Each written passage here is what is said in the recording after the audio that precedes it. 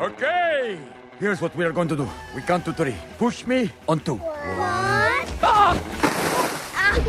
Baby penguins, cute but ruthless. Wow. Take your little fur ball and fluff off. You be apologizing, or I'm gonna turn you a new nostril. You're calling to come back. Yeah. I've been here for years. I remember the first Happy Feet. I thought it was very good. It was a movie with an environmental message that delivered it through inspired song and dance with, out of all creatures, penguins. And I was like, wow, this is amazing to look at. I'm enjoying this. And I look at Happy Feet 2 and I say, dancing penguins. Wow, that's stupid. It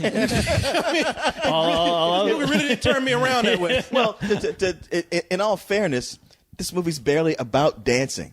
I mean, there's penguins, but all the song and dance that made the first one so much fun, it's over in the first 10 minutes. This movie might as well have been a fucking Icebreakers fucking commercial because I got the same reaction I did watching one of those fucking commercials and watching this movie where I look at it, I stare blindly and stupidly into it, and then I leave. And I have no idea what it was about. I mean, I hate to be the voice of dissent here, even though I probably agree with you on the whole about how I actually felt about this movie. But I didn't like the first one. I thought it felt like watching a really crappy karaoke video, which a bunch of songs I didn't like in the first place, with overly cute penguins. If I'm going to watch people actually sing and dance, then sure, I'm impressed. That's not easy for people to do that. But these are cartoon penguins, and they all look the same. Not impressed. This one had less singing and dancing. I liked it more. Just saying. So would you not? Are you opposed to any animated character dancing then? No. I'm just saying that's all it was. The first one, and I got bored. I was like, okay, when are we gonna wrap this up? This was like the extra features on a Shrek DVD. You know? Wow, man. I couldn't disagree with you more. Well, I know a lot of people liked it. Look, it's not the kind of music that you like or grew up with. No. So it had no place for you. Like to me, when I saw the first Happy Feet, I was like, okay, I can see this is what you saw in Moulin Rouge. I get it here, but doing animation, you say it's easy. It's not. And coordinating animation like that, especially with Savion Glover's tap dancing, the way it married all those things together, and it was some of the best CGI of one of these kind of 3D CG animated movies that had come out at the time. I thought it was an amazing feat. I tell you what was so impressive about it, even more so since the penguins were more realistic than we'd see in other animated movies, is that the choreography in this they did with creatures that they don't have the anatomy to do these kind of moves. And so I was impressed that they were able to do that with the limitations that a penguin has.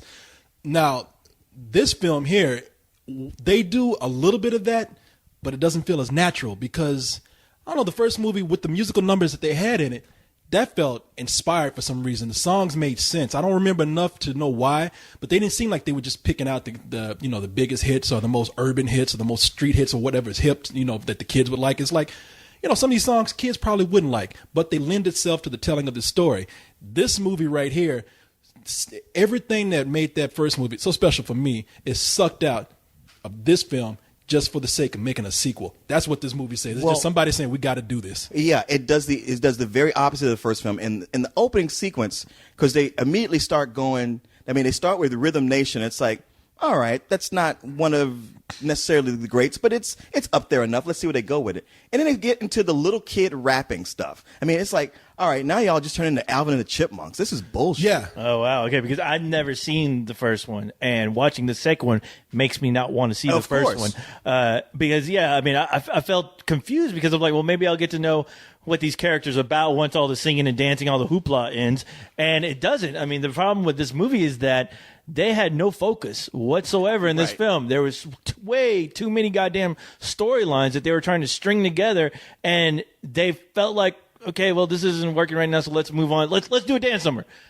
And I'm like, oh, okay. And that's how the movie felt like throughout the entire film. I'm like, I don't even know what to focus on. I don't even know, besides the main plot, which, it's there, but they introduced so many characters, so many other things going on outside of it that it just left me confused the whole time. You're not wrong. There was way too much crazy shit going on, and when there was a song, it didn't feel like a relief from the plot because they weren't good songs. You're right. They're like little rapping penguins. I mean, I don't know. I didn't feel like the first one's songs were that much better, but I'm in the minority on that. The one thing I did like better here was, like I said, at least it wasn't constantly songs. Here, there was actually attempts to have like little stories, and as dumb as they were, they made me laugh at points. There's a whole subplot with the two little krill with Matt Damon and Brad Pitt. The gay krill? Yeah, they made me laugh consistently. Are you serious? Every single time they were on, that made me laugh. Wow, they so did not make me laugh. Like to me, these like, okay, this is some other lame ass movie that somebody wrote that they couldn't get off the ground, so they crowbarred these two into this movie, and every time they show up, they had nothing to do with the plot at all. They said shit that wasn't funny, like, hey, okay, they're quasi-gay, maybe, and then it's off away from them. And then every time they bring them on, I'm like, this has nothing. You know, before we get into all these characters, co-host? Yes. So you said you hadn't seen the first Happy Feet. No, sir. Well, give you a little background. The main character in that movie, Mumbles, is played by Elijah Wood. He was a little penguin in there. He didn't have happy feet at first. He had to find his happy feet, and he did. Through song and dance? Through song and dance. Oh, yes, he did. my He grew up to goodness. be. That's not true. Okay, well, I thought you saw it. Wait a minute. that's a long time ago. Let's consult the expert. Yeah. So what happened? What it was is that all the penguins sang. They all sang, and yet he was the one who couldn't sing. He's tone deaf. But what he could do is tap dance. And so they treated him like an outcast, but he kind of comes back in his own, like, look, I can dance just as good as y'all can sing. And he has to show them. But he also there's a point of him leaving, coming back. There's an environmental message that comes to the end. And matter of fact, there's a point where he gets captured, and it almost gets really kind of dark and sad for him. Well, Yeah, so he actually- brought the step into the fetching. Yeah. Is that what- In fact, I think the penguins even told him, they said, hey, black dances for black people. Don't do that around here. Now they try to recapture this with this movie because it starts out with his son, which I can't remember what his son's name was. So Mumbles in this is Yes. he's a grown penguin. Now he's a man penguin. Okay. And he's got a family now. In fact, he's got a little penguin of his own named Eric. And Eric is not like his father at all. He ain't got those smooth moves like Pops does. So he gets made fun of, trips over his own 2 feet, pees on himself, and decides to, just take off. Screw these people. I'm going to get my 2 friends and leave. Well, while he's roaming around, he runs into a group of other penguins, and one special penguin in particular, Sven the Great, I believe, is what his name is. Sven, yeah, and voiced by Hank Azaria. And the reason why Sven, whatever his name is, so special because he's a penguin that can fly. And so he says, hey, look, you want to be like me, kid, obey your father right. He was coming to look for you. Go back home with him, and one day you'll be a great penguin like me. Well, when they get back home, turns out, and correct me if I'm wrong, because I really don't understand what happened. Yeah, there's too many things going on. Yeah, I think what happens is there's a shift in the earth or something. Anyway, the valley that these penguins are in is surrounded by walls of ice now. They can't get out. They're going to starve to death if no one can help them out. So it's about time for little Eric to get his Bojangles ass to step in and get down like Chris Brown and go ahead and see what he can do to help if he ever wants to save his friends and family. And that's really just a little bit of what's happening because there's a whole lot more. In fact, I would say, and I don't know how you feel, Cyrus, because you liked it. I would say that there's too much going on in here. That's another thing that the first movie had is I think there was a little more simplicity. But this, they have too many subplots that introduce too many characters. We already talked about Will and Bill, the gay shrimp, The krill. Yeah, I mean, Will and Bill, insane. the krill. And people, a joke they run way into the ground. And they're voiced by Matt Damon and Brad Pitt. And you think that we're making a joke by saying, "Oh, you guys are so childish." You see 2 male cartoon shrimp, krill, whatever the name. No, they make the gay jokes. Yeah, hanging out with each other, but. No, they insinuate that they do love each other. At least one of them. At least one of them. At least does, one of them, yeah. That other one's just in the closet. He doesn't know he'll yet. come around pretty soon. He's bi. Yeah. And I agree with you. But I mean, first of all, there's a lot of side characters like that. We're forgetting about the elephant seal. I forgot who he's voiced by, but Somebody who plays British gangsters a lot. Yeah. Probably Ray Winstone. I wouldn't be surprised. Yeah, he's he there's a huge elephant seal that doesn't want to budge for anybody, much less a penguin. And when they're trying to get home, he won't get out the way. But you can tell that he's going to come in later on in the story and save them with his brute force. You have like a subplot with these birds that come down and threaten the penguins that are trapped in the valley, but. And they have voices like Brooklyn, gangsters or something, but you don't really understand what the threat is. All you know about them is dangerous because they say, "Hey, look at those penguins, Mac." That's about it. Why are these birds attacking these other birds? Was the question. Really, it's like I didn't understand what was happening there. I wouldn't even call them a subplot. They were just a mechanic of the primary plot. Yeah, you're right. And the biggest problem in this movie is the main plot is totally uninteresting. It's the birds are trapped by walls of ice, and then you just have to sit and watch that happen for the whole movie. They're just like, okay, we're still trapped, and see how see how they introduce their singing and dancing to their moment of need, which is funny because you think there's going to be this great moment where they figure it out. Yes, singing and dancing will save us, and then it totally doesn't. Well, I guess one of the I thought, okay, this is the main subplot, but apparently it was only one of many. But the whole thing with Sven, you got Hank Azaria once again doing his bad ethnic accents. I've discovered I just don't like Hank Azaria except when he's on The Simpsons, because he really seems to think he's good at these dialects, and they're always overblown and just not that funny. He was the best thing about the Smurfs. Yeah, he was. Wow. But this ain't the Smurfs. Yeah. And okay, it's interesting that Sven is basically a proponent of the secret. If you believe it, if you will it, it will happen. All you got to do is think positive. It's like, you know what? Shut the fuck up. And it's weird that Sven became almost a major player in this, because they introduced the character that Robin Williams plays, He plays two characters. Oh, okay. Well, Robin Williams, he's playing a Spanish character. He's Spanish, Ramon, and he's also like the Lovelace, the fat penguin with the sweater on. Oh, really? Okay. Yeah, well, the Ramon character, though, it seems like Ramon's going to have such a bigger part in this story, because you see the little penguin run off with him, because he's like, well, hey, I've been rejected my whole life. Just hang out with me. I'll show you how to get through it. And that plot is completely gone. You know what? They started with that, and then they realized, wait, that was the plot of the first movie. Wow. Oh shit, we got to do something else. Well, they come up with a subplot for him that is I guess supposed to be romantic. I mean, the only reason it's there is so Robin Williams has something to do with that character. Yeah. Like his other character, like the new one, okay, at least he somewhat figures into the plot, but even so, I was trying to figure out why he was necessary to it at all, because it seems to me like the so-called flying penguin, I don't know why we can't just say what he is. I mean, anybody who's ever as soon as seen... you look at him, you know what he is. I know. It's not like it's a spoiler.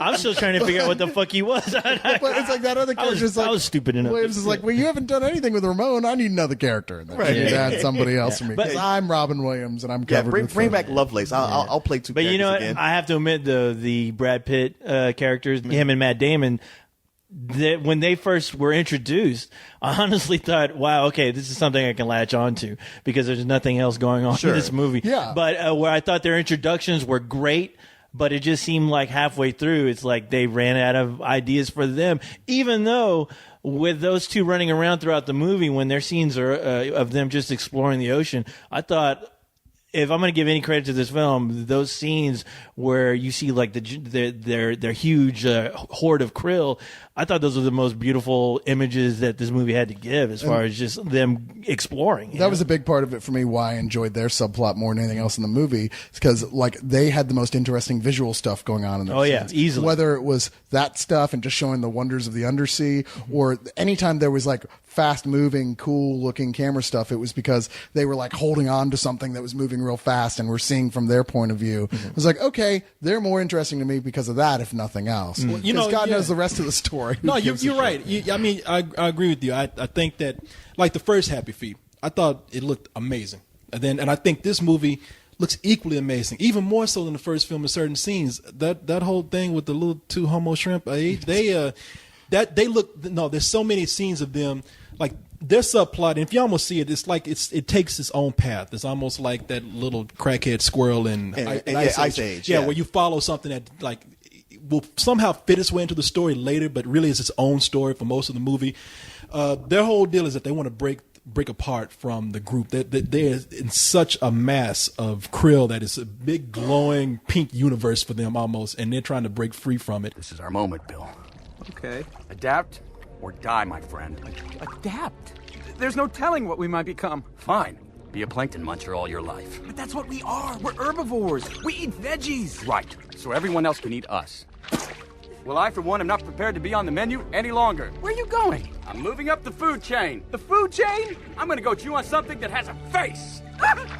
And when they're so tiny that when they do break free from that incredible visual there, you see them going through like another world for them. I mean, they're so miniature that they go through like a chainsaw, which is almost like going through a factory, and then the camera follows that. And I'm like, man, that is really amazing to look at. If only Will and Bill would shut the fuck up, because everything they say is like, where's Bill? I've lost the will to live. Yeah. We've just written a bill for death. And I'm just that like, was the worst. Yeah. Go to fucking New York and get married and shut up. You know, I hand it to you, Leon. And after a certain point, they were not funny anymore. But I thought at first they were very funny. No, well, I thought they had potential at first. I was like, it's like, okay, here's something new, and hey, it's Matt Damon and who?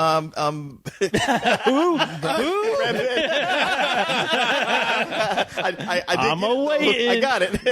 Matt Damon. Matt Damon and Brad Pitt. So you're like, okay, we'll see what they're gonna do. But after a while, I'm like, wow, they're just talking to fill space, and they won't say anything funny. And if you're not, then get off the screen. Yeah, Stop it. you know, at some point, there's too much going on. I wish they would have made a Mad Lib, because I guarantee you those two guys together, if they're even in the same room together, they probably could have come up with a lot more interesting plot than what they gave them. I mean, and that's unfortunate, and that's the saddest part about this movie, because all those subplots, they end up like that story. I mean, they really do. I just had the shrimp.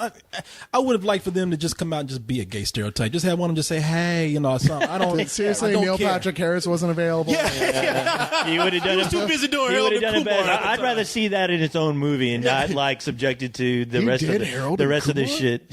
Well, and that's the thing with Bill and Will. It's like it really felt like that was an idea for a different movie, and they just thought we don't have enough for a whole movie. Let's piggyback it on. Like they had started developing it and had built the characters already, and they're like, you know what, the movie didn't get greenlit, but let's try and pitch it as something to attach to another film. Yeah. And I can see that, and I think in that context there wasn't too much of them on the whole. I mean, they're really a very small part of this film, and I thought it was just enough that I never really got irritated with them. I mean, it wasn't very much of the film, which is to say the rest of the main characters I did get sick of.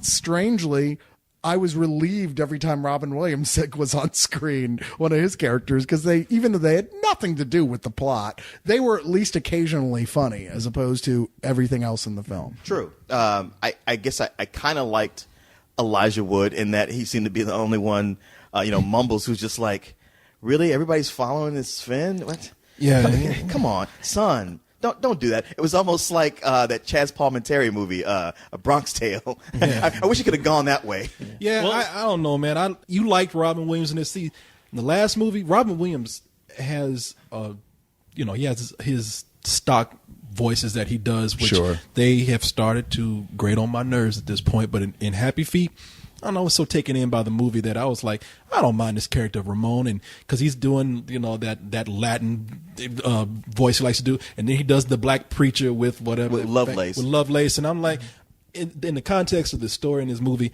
I like it. This just sequel for the sake of being a fucking sequel.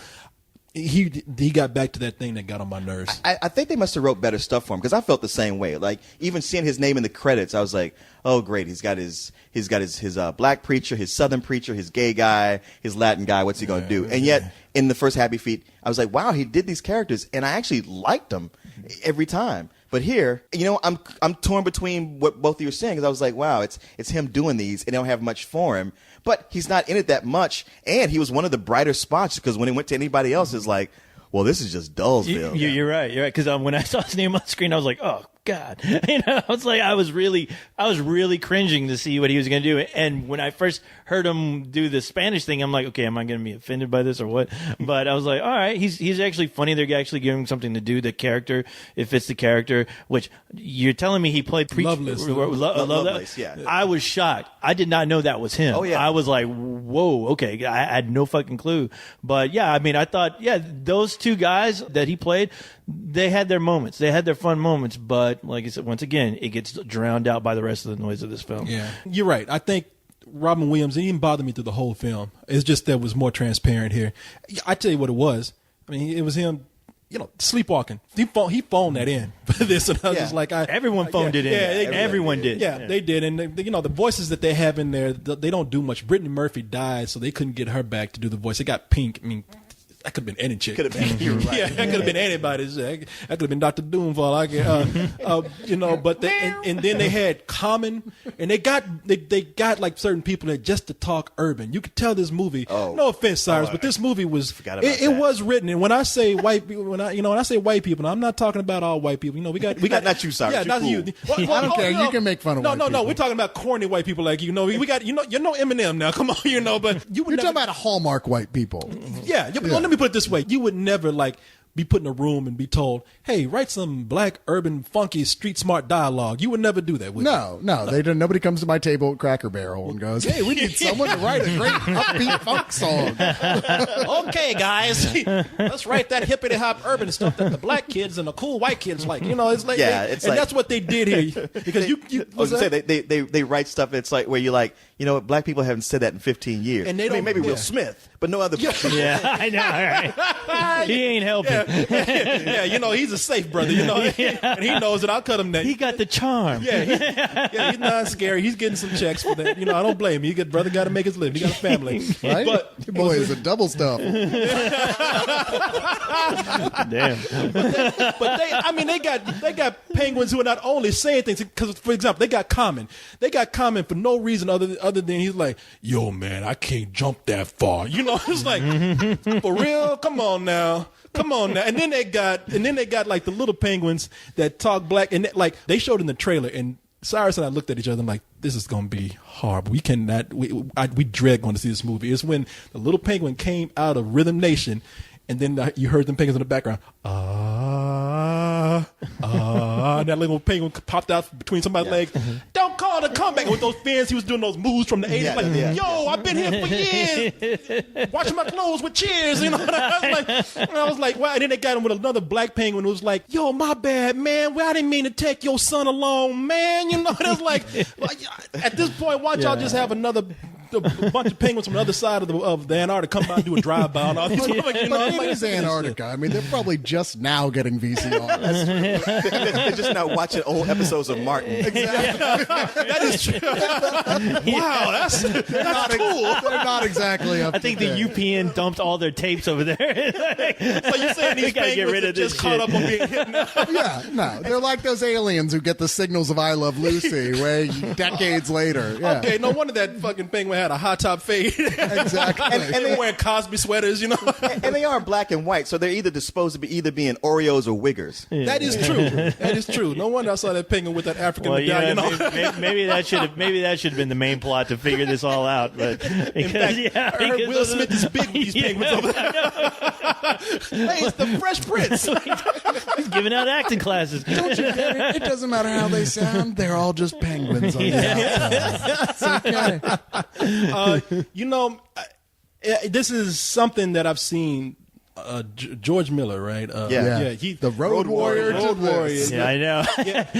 I feel like I keep getting hit by a brick every time somebody says. I was like, "What, really?" But we're talking about the same George Miller that did Babe. Yeah, and I've noticed that there's only been one case where I've seen them actually do like a sequel that was amazing, and that, of course, is the Road Warrior sequel to Mad Max. Now, it's debatable how people feel about that third Mad Max movie. Well, generally very well people received. generally like it. I mean, they acknowledge it's not as good as the first. Yeah, two. it's weaker, but and there's a lot of people. I'm not one of them, but there's a lot of people who like the second Babe more than the first one. that amazes me because this right here makes me think about the same. Like, okay, Babe and Babe Pig in the City makes me think about Happy Feet and Happy Feet 2. Babe just seemed so sweet, so sincere, genuine, and very genuine. And then they got to Babe in the City, and it was all these people who were dressed like Mad Max characters. They were in leather and weird characters with weird cars, and the city was all kind of everywhere. And it was like this just doesn't seem to make sense. I remember seeing the last part of Babe Pig in the City, and all I thought, I was shocked when I found out who directed it, because I was like, wow, this is like, what, you're ripping yourself off. You're like cannibalizing your own material here, and it sucks because that first movie, you'd figure a director would like love that first movie so much and not want to do another one because you don't want to taint that water.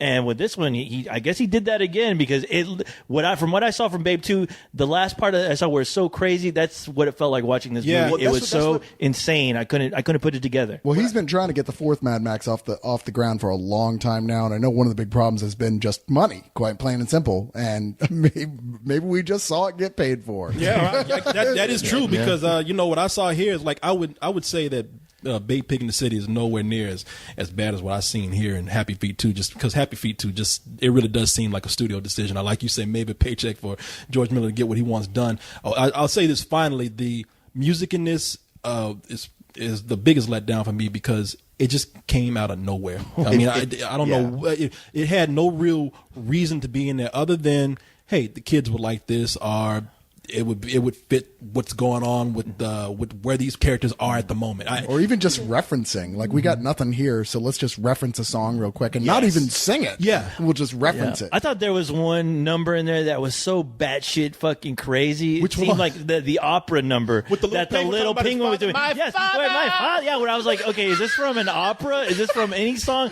But then the movie, he was referencing his dad and what was going on. He's like, "You call him a coward, leave him alone." And I'm just like, what?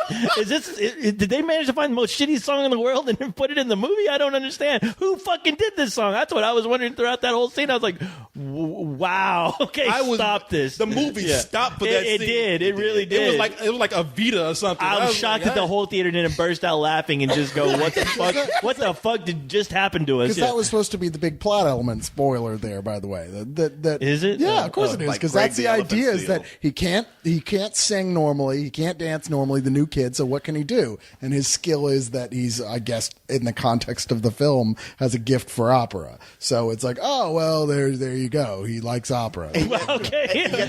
They drop it right after they. I know. Really That's- awkward I'm like, yeah. and you're like, okay. You're telling me that's a spoiler? I'm like, what? Well, 'cause that was supposed to be a big plot element. Was the fool thing, me, That's yeah. what the kid's special talent is. There was, I will say this, and I'm not kidding. There was sounded like one big black woman was in the audience who loved that because after that penguin got through singing, you heard somebody like. It was almost like my baby can sing. Did you hear that? Anybody hear that? No, I didn't hear that. Maybe I heard it in my head. I don't know. Okay, it was me. It was you. I was sitting next to you. You were humming along. I love this song. I always cry, Pagliacci. The visuals in this movie are still incredible, and they're incredible in some of the parts, as I mentioned earlier, where I didn't even like the characters, and the visuals carried me through that. Oh, I would give this. I would give it a rental, just a rental. It is a letdown, but a pretty letdown. Yeah, it's a huge letdown to me because even seeing trailers that didn't look good, I had such a love for the first one. I was like, still some of that might shine through, and they really stripped away just everything I liked about the first one.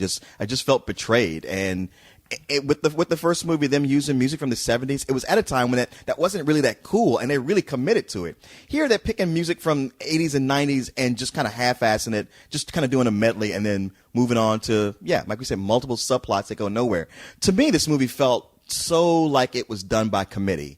Like they had a group of people who had to agree on everything that went in, and some people like, I want my project in there. All right, well, if yours gets in, then this pet project I want to do gets thrown in there as well. It's just much like Twilight, it's another sequel that's just a big money grab for the weekend. And I'm so close to giving it some old bullshit, but tears coming at your eyes. I just won't go quite that far. But it's a low rental to me. Yeah, like I said, I didn't hate this film at all. In fact, I did kind of enjoy it on a certain sort of like I was expecting just to watch more of what I didn't like in the first one, which was just 2 hours of penguins singing and dancing, which is not entertaining to me. And I was grateful that that's not what this was, even though admittedly the music that there was here was much worse than the choices that they had in the first one. Wow, were they much worse. But there were points in the animation that kept me going. There were little jokey bits that I thought were funny. I was honestly, it's funny, like I felt like by the end I liked it less than I did as it was going on, because I was going, I honestly want to know where this is going. I am intrigued to figure out where's, and then at the end you're like, oh really? Okay, well that's nothing. But I enjoy it for what it's worth. I mean, it was worth a single watch. I would give it a high rental.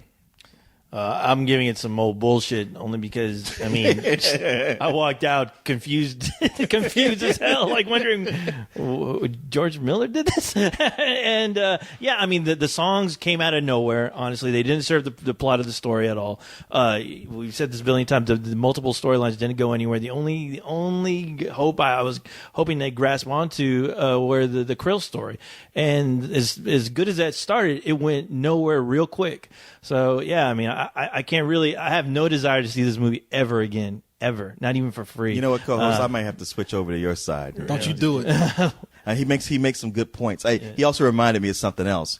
Was how the way they integrated humans in the first movie, it was so obscure and off camera that they just did it in a way to where you weren't sure, was that video or did they CGI it? Here, not only do you see it's clearly video of people, but those actors are hamming it up so much. Oh, yeah. It's like, okay, settle down, guys. Oh, yeah, they have one guy. That was the weirdest thing. Bringing some Queen songs, and they got one guy that talks to, what's that fat ass penguin called? Lovelace? Lovelace. He talks to Lovelace by serenading him on electric guitar. That's an awkward. doing I was like, Yeah. that's embarrassing, man. And Lovelace is sitting up there jiggling his fat all over the place. I was like, that's Playing one air point guitar, I was creeped out. I was like, this is more gay than those two fucking shrimp in this movie. It's just weird. It doesn't serve the story at all. There's no point of it. There's just nothing there. So yeah. I'm giving some old bullshit. Yes, it is. It does feel like we're like just this close to them taking animated characters in commercials and making movies of them now. Like the They already did it The with insurance this. gecko, is going to get his own series of movies soon. Yeah. They're like, fuck it, why not? People will clearly go see absolutely anything that's animated at this point. Actually, I love your idea.